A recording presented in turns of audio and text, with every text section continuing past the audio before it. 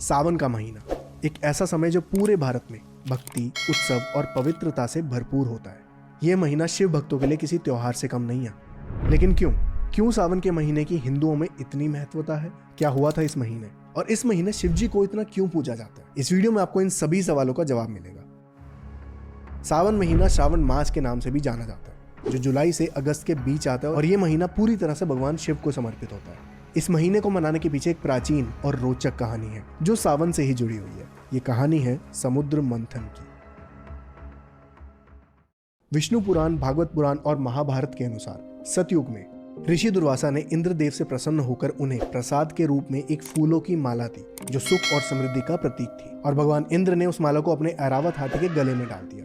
उस फूलों की माला की खुशबू इतनी मनमोहित थी कि उससे बहुत सारी मधुमक्खियां उसकी तरफ आकर्षित होने लगी, जिससे तंग आकर ऐरावत ने उस माला को उतार कर जमीन पर फेंक दिया। यह सब होता देख ऋषि दुर्वासा क्रोधित हो उठे और भगवान इंद्र को यह श्राप दिया। हे इंद्र, तेरे इस दुस्साहस का परिणाम अच्छा नहीं होगा। तेरा और सभी देवों का सारा बल, शक्ति और भाग्य उनसे छिन जाए और स्वर्गलोक तहस नहस हो जाए।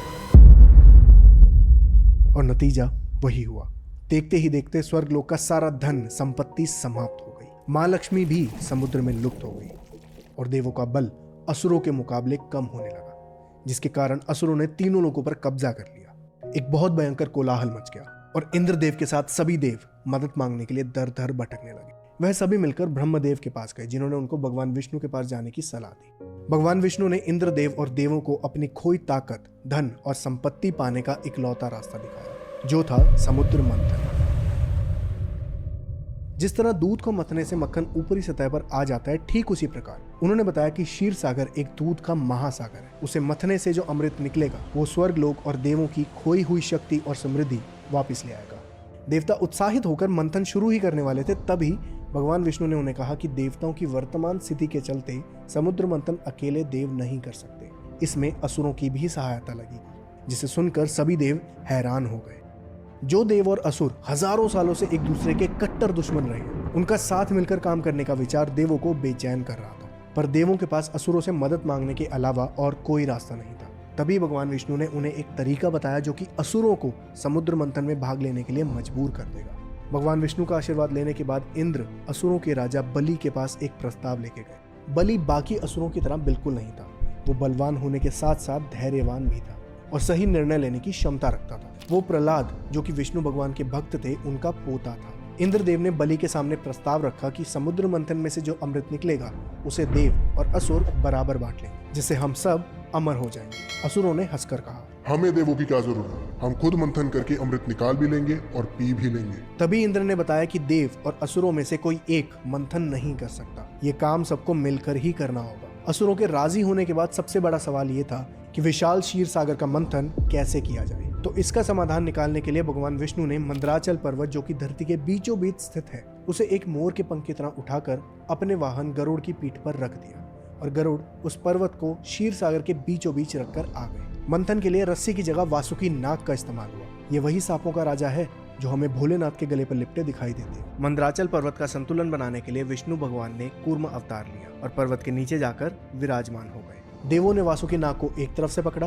और असुरों ने दूसरी तरफ से, और फिर शुरू हुआ समुद्र मंथन। कई समय मंथन करने के बाद जो सबसे पहली चीज निकली वो थी संसार का सबसे जहरीला विष, जिसका नाम था हलाहल। ये इतना जहरीला था कि इसकी मौजूदगी से वहां लोगों को सांस लेने में भी परेशानी होने लगी और वहां भगदड़ मच गई। सभी देव और असुर भगवान शिव से मदद की पुकार करने लगे और भगवान शिव ने इस हलाहल विष को ग्रहण कर लिया। वह उसे निगलने ही वाले थे कि तभी माँ पार्वती ने अपना हाथ भगवान के गले पर रखकर उस विष को कंठ के नीचे नहीं उतरने दिया। यही वजह है कि हमें किताबों और तस्वीरों में भगवान शिव का गला नीला दिखाई देता है और इसी वजह से भगवान शिव को नीलकंठ भी कहा जाता है। इस मंथन के दौरान और भी कई रत्न निकले, जैसे कामधेनु गाय, जिसे ऋषियों ने रख लिया, उच्चेश्रवा घोड़ा, ये एक सफेद रंग का घोड़ा था जिसके 8 सर थे, जिसे इंद्रदेव ने रख लिया। फिर आया ऐरावत हाथी, जिसके 4 दांत थे, उसे भी इंद्रदेव ने रख लिया। फिर आई कौस्तुभ मणि, जिसे भगवान विष्णु ने अपने हृदय में धारण किया। फिर आया कल्प वृक्ष, जो हर किसी की सारी मनोकामनाएं पूरी करता है। फिर आई माँ लक्ष्मी, जिन्होंने खुद भगवान विष्णु को अपना वर चुन लिया। फिर प्रकट हुई वारुणी, जिसे मदिरा भी कहते हैं, और इसे असुरों ने ले लिया। इसके बाद प्रकट हुई बला की खूबसूरत रंभा नाम की एक अप्सरा, जिन्होंने खुद देवों को चुन लिया। फिर प्रकट हुए चंद्रमा, जिसे भगवान शिव ने अपने मस्तक पर धारण किया। और आखिर में धन्वंतरी देव स्वयं हाथ में अमृत का घड़ा लेकर प्रकट हुए। अमृत को देखते ही देवों और असुरों के बीच मंथन छोड़कर जबरदस्त युद्ध शुरू हो गया। दुर्वासा के श्राप के कारण देव असुरों से नहीं जीत पाए, और जब असुर अमृत को ग्रहण ही करने वाले थे, तभी भगवान विष्णु ने एक सुंदर युवती मोहिनी का रूप धारण किया। वह असुरों के सामने प्रकट हुए और असुरों से कहा कि ये अमृत उन्हें देवों के साथ बराबर बांटना चाहिए। असुर मोहिनी की सुंदरता पे इतने मोहित हो गए कि अमृत का घड़ा मोहिनी के हाथ में देकर उनसे कहने लगे कि आप ही इस अमृत को हम सब में बांट दो। इसके बाद सारे असुर और देव एक दूसरे के आमने सामने कतार में बैठ गए और मोहिनी नाचते गाते सबको अमृत पिलाने लगी। नारायण ने लीला की। जिस घड़े का अमृत देवों को अमर बना रहा था, उसी घड़े का अमृत असुरों की तरफ जाते ही सादा जल बन जाता था। इतने में एक असुर देवों की चाल को समझ गया और चोरी छुपे देवों की कतार में जाकर बैठ गया।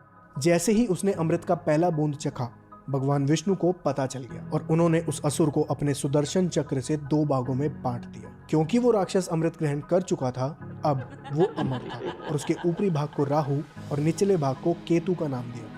जितने में बाकी असुरों को पता चला, इतने में सारा अमृत देवों में बट चुका था। ऐसा कहा जाता है कि जब देव और असुर अमृत के लिए लड़ रहे थे, तभी इसकी कुछ बूंदें प्रयाग, हरिद्वार, नासिक और उज्जैन में भी गिरी। अमृत ने इन सब जगहों को पवित्र कर दिया, जिस वजह से आज भी हर 12 साल में यहाँ पर कुंभ मेला लगता है।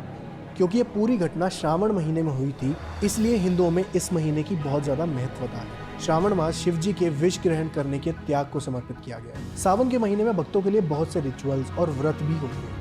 युगों युगों तक लोग उनकी पूजा करते हैं और उन पर जल, दूध, दही, चंदन अर्पित करते हैं और बेलपत्र चढ़ाते हैं, इस मान्यता से कि इन सब की शीतलता से शिव को आराम मिलेगा। कहा जाता है कि इससे शिव जी प्रसन्न होते हैं और अपने भक्तों की मनोकामना पूरी करते हैं। इस महीने में सोमवार का व्रत रखना भी बहुत पवित्र माना जाता है। अब बात करते हैं सावन को मनाने के पीछे कुछ वैज्ञानिक कारणों की।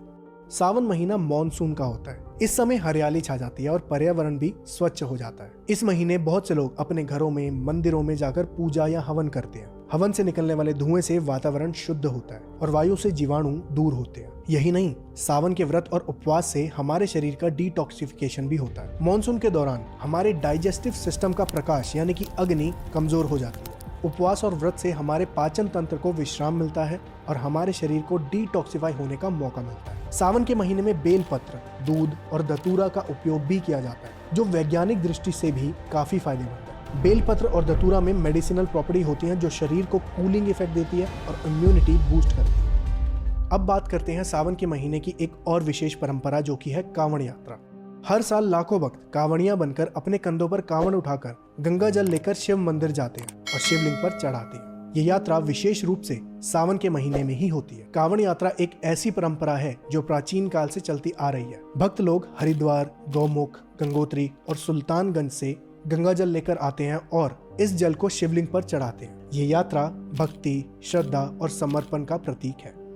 कांवड़ियां अपने कंधों पर कांवड़ को रखकर पूरा सफर नंगे पैर तय करते हैं, जो उनकी भक्ति और निष्ठा को दिखाता है। कहा जाता है कि ये यात्रा करने से भक्तों की मनोकामनाएं पूरी हो जाती हैं और शिव जी की कृपा उन पर बनी रहती है। सनातन धर्म में बहुत सी ऐसी चीजें हैं जिनकी मान्यता बहुत प्रबल है, पर कई बार लोग सही गलत, सच झूठ, इतिहास या मिथ्या की बहस में इतना उलझ जाते हैं कि वो सब ये कभी नहीं समझ पाते कि हमारे धार्मिक इतिहास में जो मान्यताएं हैं वो सिर्फ काल्पनिक या विसंगत नहीं है। उनके पीछे ढेरों लॉजिक्स और साइंटिफिक प्रूफ्स भी हैं। बहुत लोगों को विश्वास नहीं होता, क्योंकि हमें बचपन से कई सारी चीजें नहीं बताई गई।